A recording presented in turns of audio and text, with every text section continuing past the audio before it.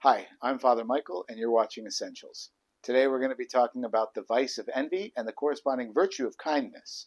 Now, right out of the gate, the virtue of kindness seems like an odd virtue to correspond to envy, because oftentimes when we think about envy, we think about the object that we envy. How does kindness correspond to the object that we envy? But the problem is envy is not about the object. There's nothing wrong with wanting things. The vice, the viciousness of envy, doesn't come in the object, it comes in the person. Interiorly in myself and exteriorly in my relationship with the person who has whatever that thing is that I'm looking for, that I'm longing for, that I want. And so two things happen when we envy. We become self-pitying. Boo-hoo, poor me, I don't have the thing that I want. But more than that, we cut off communion with the person who has that boat or that extra house or that extra time or that extra money, because we begin to be embittered towards them. We begin to hate them. That stupid whoever, they've got the thing that I want. But in reality, if we approach that with kindness, you'll see how all of that kind of unravels. So let's take, for example, something that I'm envious of occasionally. I have a lot of friends. Most of them are smarter than me. Probably all of them are smarter than me. They all speak multiple languages. I can barely speak English, as you can tell. And so I have a tendency to become envious of them. And what that looks like is this. I begin to feel bad. I begin to feel inadequate and, oh, poor me, I can't do this thing that I admire. Right? But also, instead of admiring the person, I become bitter towards them. I become short towards them. I become uncharitable. And I kind of exclude myself from their friendship. Why? For something as stupid as them having something that I want. Being a polyglot, being able to speak multiple languages. Now here's how kindness would come in and what that would look like when I do this right. When I see my friends speaking another language to a person who doesn't speak English, if I'm being kind about it, I can say to myself, I don't have to be that person who speaks another language.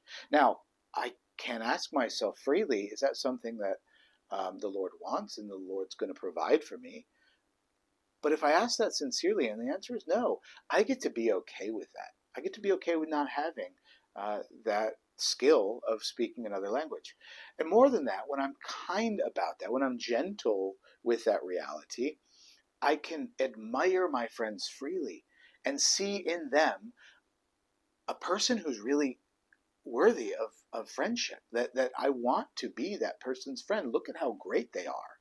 And I don't have to feel bad about myself not being who they are. I can be okay with being who I am. So applying kindness then into this realm where envy can fester, it gives freedom. Freedom for me to be who I am and joyful about that.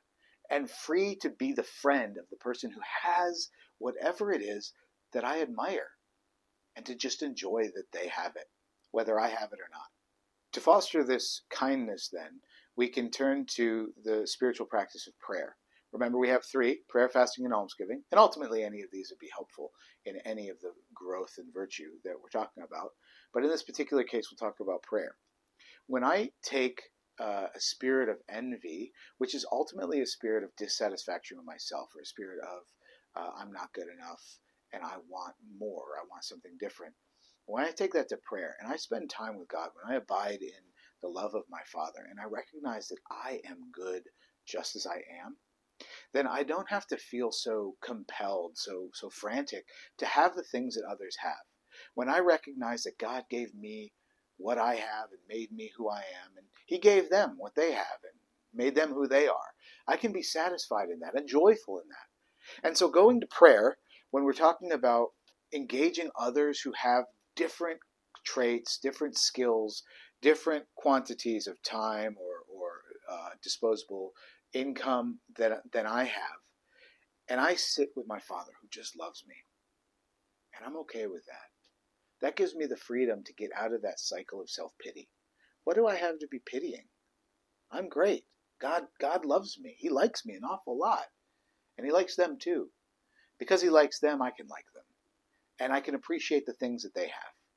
Maybe they're the things that I want and don't have. but I don't need them in order to be the best version of who I am. And I can appreciate the fact that they have them.